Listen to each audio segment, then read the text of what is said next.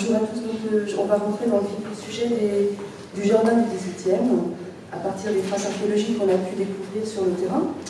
Donc c'est sur cette nouvelle plateforme en L qu'on distingue ici sur ce plan, qui va être achevée dans les années 1730, à l'époque où Stanislas occupe le château. C'est le Stanislas Lesniewski, beau-père de Louis XV, qui est voit-colonel en exil, et qui s'installe à Chambord dans le début des années 1730. Donc c'est lui qui va engager vraiment, peut-être pas le premier projet de jardin d'envergure à Chambord, mais le deuxième, puisqu'on a pu montrer que le jardin qui est représenté sur ce plan ici a été réalisé en fin de compte. Donc le jardin de l'agence Mansart a été réalisé dans les années 1680 en tout cas. Donc ce jardin, il a eu très peu de temps d'existence, et dans les années 1730, à nouveau, un projet est en germe, et c'est donc le projet mis en œuvre par Stanislas. Voilà, donc j'étais partie pour faire un petit topo historique, mais je pense que je vais m'en passer, donc on va aller très vite. Les premiers travaux, avant même la réalisation du jardin en lui-même, c'est de finir de faire cette plateforme en L autour du château. Donc pour cela, on construit des murs de nouveau canal et on apporte des remblais pour faire le nivellement. Donc ces remblais, évidemment, on les a retrouvés dans les sondages. Ils sont là sur cette image. Donc je ne reviens pas sur tout ça, vous avez tout vu. On va se concentrer sur les traces archéologiques. Voilà, donc ça c'est le plan des fouilles qui ont été réalisées. Donc finalement la fouille a concerné uniquement, la surface fouillée concernait 13% de la totalité de la surface du terrain, qui est de 65 000 m². Et la surface fouillée totale, 8 500 m². Donc c'est assez peu. Par ailleurs, la surface de ce jardin, en raison du palimpseste qui a été évoqué par mes collègues tout à l'heure, c'est-à-dire un jardin on est face à un autre, donc la couche superficielle du jardin est effacée. Tous les aménagements superficiels sont effacés, la plupart du temps, sauf s'il y a un scellement sous les remblais. À Chambord, ce n'est pas le cas. Le jardin du XVIIe a été effacé par le jardin du XVIIIe et celui du XVIIIe par celui qui a été recréé dans les années 1900.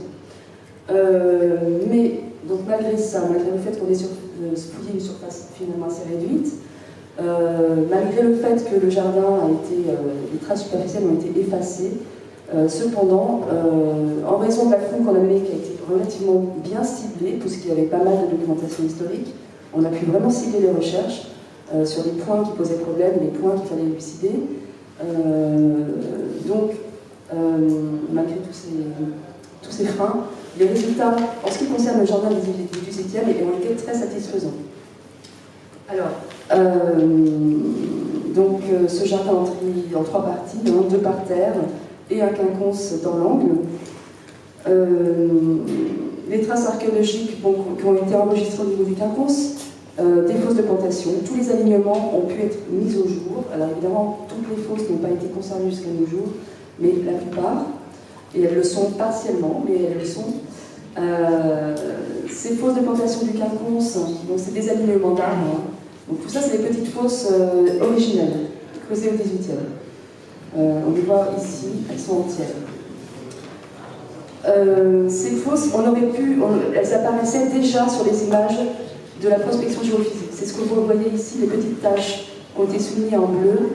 C'est les fosses de plantation des arbres plantées au XVIIIe siècle. Parce que nous verrons que les plantations du XIXe n'ont pas du tout été effectuées dans des fosses isolées, mais dans des tranchées. Donc on peut parfaitement distinguer les structures archéologiques de plantation du XVIIIe et celles du XIXe. Je vais vous montrer une image tout à l'heure. Donc voilà sur le terrain comment ça se présente. On fait des décapages, on fait d'abord une tranchée, et à partir de ce qu'on observe dans les coupes de ces sondages en tranchée, on va décider de quel niveau auquel on va décaper pour avoir l'étendue des vestiges en plan. Donc ici, on a décapé au niveau des fosses de plantation du XVIIIe pour essayer de les suivre et pour essayer justement de voir tout ce qui n'était pas mentionné dans les archives, c'est-à-dire notamment le rythme de plantation des arbres. Cette donnée était absolument nécessaire pour la restitution du jardin, mais elle ne figurait pas dans les sources historiques. Donc voilà, L'archéologie a servi, entre autres, à définir ce genre de données précises. Donc vous avez ici des petites fosses carrées de 2 mètres de côté. Donc elles sont toutes, il y a une espèce de régularité, d'homogénéité. Les fosses du 18e sont toutes carrées et à fond plat. Et on les distingue pourquoi? Parce qu'elles ont été remplies, elles sont creusées dans l'encaissant qui est fait de remblais de tout venant, et elles sont remplies de bonne terre. C'est ce qui nous permet de les distinguer 300 ans plus tard, 400 ans plus tard. Donc ça c'est en plan. Alors évidemment vous vous demandez pourquoi, c'est quoi cette... donc ça, ce que vous voyez là, c'est la tranchée de plantation des arbres replantés en 1900. Voilà. Qui, on voit bien, recoupe les structures carrées du 18e. Donc ces tranchées sont postérieures. Après, c'est pas écrit dessus, il n'y a pas d'étiquette, cette tranchée de 1900. Voilà, cette fosse c'est du 18e. Donc c'est à nous, archéologues, de discriminer les choses, de distinguer les aménagements, les antériorités et les postériorités. Donc en plan, voilà, détaillé. Et ici en coupe. Donc quand on fait un sondage, on va observer ce genre de choses. Donc ici on est sur des remblais qui ont permis de constituer la plateforme. Et dans ces remblais, eh bien, les jardiniers sont venus creuser des trous pour planter les arbres et les remplir de bonne terre. Voilà. Donc, alors ça paraît facile là, dans ce cas de figure, parce qu'on voit vraiment, il y a des traces carrées, parfaitement carrées, des tranchées. Mais dans la réalité, ce n'était pas partout comme ça, parce qu'il y a eu des dessouchages. À la fin du 19e, il subsistait encore des arbres du 18e. Donc quand ils ont voulu replanter le jardin, ils ont arraché ces vieux marronniers, et donc ça a laissé des traces, ça aussi, dans le sous-sol. Donc les plantations laissent des traces, les dessouchages laissent des traces, et les uns et les autres s'effacent. Donc ici, on a par exemple une grosse trace patatoïde remplie de bonne terre. C'est un dessouchage du XXe siècle. Donc des dessouchages qui ont eu lieu dans les années 70, à l'époque de Pompidou. Donc les tranchées de plantation, voilà, les fosses carrées. Voilà, donc on a fait une espèce de schéma pour montrer la complexité de la lecture sur le terrain, avec les structures d'époques différentes qui se recoupent, qui s'effacent, et en fonction de l'endroit où on va faire nos observations, eh bien on va avoir une image différente. Donc ici on a la fosse de plantation 18e d'origine, carrée, à fond plat, et puis la tranchée de plantation réalisée vers 1900. Si on fait une coupe, eh bien on a ça. Et si on fait un décapage, on aura ça. Si on le fait à ce niveau, on aura ça. Et si on le fait plus bas, on n'aura que la fosse. Donc c'est ce qui est compliqué sur le terrain, d'autant plus que là, sur le schéma, les couleurs sont vraiment très différentes. Mais sur le terrain, on a du marron, et du marron un peu plus foncé, et du marron avec du calcaire. Donc c'est avec Simon, peut témoigner, on s'est un peu arraché les cheveux. Ouais. Ah, on Simon. J'étais plus forte que toi. Bon, je vous passe un peu plus vite. Donc, après, tous ces vestiges, ils sont cartographiés et on peut donc restituer un plan. Voilà, donc là, on avait les... Bon, je passe un peu vite parce que finalement... Alors, ce qui est intéressant, c'est que dans les sources historiques, il était mentionné donc, le parterre, qui est de ce côté, un alignement double, le long, qui vous ont été montrés sur les gravures, Philippe vous en a parlé, et puis le quinconce qui est ici, et entre l'allée double de marronniers qui longe le parterre et le quinconce, on avait un alignement de marronniers isolé, c'est-à-dire simple, qui séparait deux grandes allées de 18 mètres. Et dans les sources, on avait l'impression que cet alignement était équipé d'une banquette de verdure, une banquette de charmille, c'est-à-dire c'était une palissade, une petite haie en fait, qui est plantée entre les arbres de l'alignement. Et donc on a retrouvé la trace de sa tranchée de plantation. Alors c'est un peu, on voit pas grand-chose, mais là vous voyez donc, les fosses carrées ici, celle-ci est implantée en biais, donc ça je passe, c'était un détail, mais on a quelques fosses qui sont implantées en biais. On n'a pas compris pourquoi, mais je suppose que c'est soit une fantaisie de jardinier, soit c'est des fosses qui ont été replantées, des arbres qui ont été replantés entre 18e et 19e pour remplacer les sujets morts. Bon, en tout cas, on a donc la tranchée qui est large là, qui correspond à la tranchée de plantation d'un alignement de replanté vers 1900, mais qui recoupe une espèce de structure linéaire qui est fine ici, et qui pourrait être la tranchée de plantation de cette banquette de charmille qui est attestée par les sources historiques. Les traces observées au niveau du parterre Est. Alors je vous rappelle, le parterre Est, il a deux états. Il y a un premier état réalisé en 1734 à l'époque de Stanislas. Ce sont deux feuilles de parterre. C'est un véritable parterre d'agrément, un peu conçu en symétrie à celui qui est fait au nord. Donc deux grands rectangles finalement, entourés de plates-bandes fleuries et plantés de taupières. Et puis ce parterre, dans les années en 1750, a priori, il est transformé en un parterre à 4 carrés, ordonnés autour d'un puits, et toujours avec des plates-bandes, puisqu'à cette époque c'est ce qui se faisait, c'est-à-dire des carrés plantés de pelouse ou de broderie, cernés, bien délimités par des plates-bandes. En l'occurrence ici, c'était des plates-bandes de 2 mètres de large, on les a retrouvées. Donc vous les avez en plan ici, donc on a des plates-bandes des 4 carrés. Celui-ci, on l'a décapé intégralement, celui-ci partiellement. Comme vous voyez, on n'a pas tout décapé la surface du jardin. On a retrouvé les traces de plantation des taupières qui agrémentaient les plates-bandes du parterre nord. On a très peu retrouvé de choses pour le parterre nord, en réalité, à part les alignements d'arbres, puisque les boulingres, les parterres en décaissé qui ont été créés au début du XXe siècle, lui ont fait disparaître toutes les traces de ces deux magnifiques feuilles de parterre ici. Les seules choses qu'on a retrouvées, ce sont les structures profondes, c'est-à-dire toutes les fosses de plantation et toutes les plates-bandes qui constituent l'armature du jardin. Donc on a toute l'armature du jardin du 18e. Et notamment donc, ces fosses de plantation qui sont espacées de 5 mètres. 5 mètres, c'est 2,5 toises. C'est tous les ligneux du jardin créés dans les années 1730. Donc les taupières, les arbres d'alignement sont tous espacés de 2,5 toises. On va voir que la création des 4 carrés à partir des années 1750, ils vont suivre un tout autre module d'orientation. En tout cas pour les taupières et les plates-bandes. La dimension verticale, la dimension temporelle que mes collègues ont évoquée tout à l'heure, et de l'archéologie, on est en plein dedans. Et donc quand on est face à une coupe stratigraphique, on part du bas, on remonte, on va vers le haut, et bien on va du passé vers aujourd'hui. Et chaque couche correspond à un événement vécu par le jardin. Et c'est l'archéologue qui va interpréter cet événement dans le temps, mais aussi dans l'espace. Ici, c'est une coupe qui a été réalisée en travers de l'allée centrale du parterre nord, donc en travers de cette allée. Malheureusement, les plates-bandes là, on est sur l'état de 1734. Et donc, les taupières que vous voyez ici, on les retrouve, ce sont les fosses de plantation qui sont ici. Donc, en vert clair.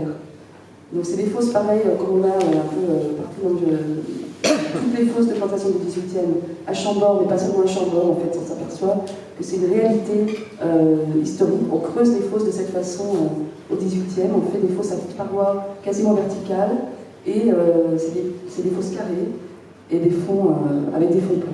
Voilà, et donc, ici on a les remblais répandus au 17e, les remblais répandus au 18e, les fosses de plantation du 18e, et les fosses de plantation du jardin recréé en 1900. Parce qu'en 1900, ils ont planté des taupières le long de l'allée centrale. Voilà, alors, la largeur de l'allée centrale, on ne l'avait pas dans du premier état du jardin en 18e, donc l'état Stanislas, on n'avait pas sa largeur. Les données archéologiques ont permis de la donner. Donc cette allée a été agrandie en 1750, lors du deuxième état. Les plates-bandes, comment ça se présente sur le terrain quand on en rencontre? Eh bien, c'est comme ceci. Là, on est tombé sur la plate-bande de ce carré du parterre est, parterre oriental. Donc, le parterre qui a été divisé en 4 à partir du milieu du 18e, le deuxième état du parterre, avec le puits au milieu. Donc, en coupe, on a une fosse, une bonne terre, qui fait 2 mètres de large, c'est-à-dire les dimensions qui sont indiquées dans les sources, et puis qui se prolonge en plan jusqu'à l'angle du puits. Et donc ces plates-bandes, on les a suivies. Alors il y a certains endroits où elles sont effacées, mais sur ce carré-là, en l'occurrence, on les a suivies, sur quasiment toute la circonférence, tout le périmètre. Les fosses de plantation, donc ces plates-bandes, elles étaient plantées de taupières, elles étaient aussi plantées, agrémentées de fleurs. Alors on n'a pas retrouvé les fleurs, on n'a pas retrouvé les taupières non plus.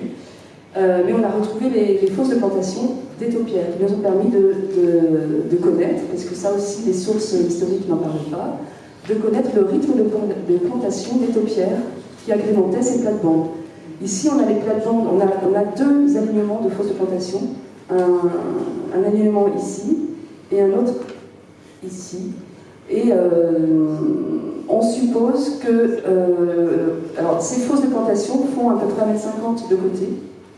Celles-ci sont plus petites, elles font 90 cm. Donc, ça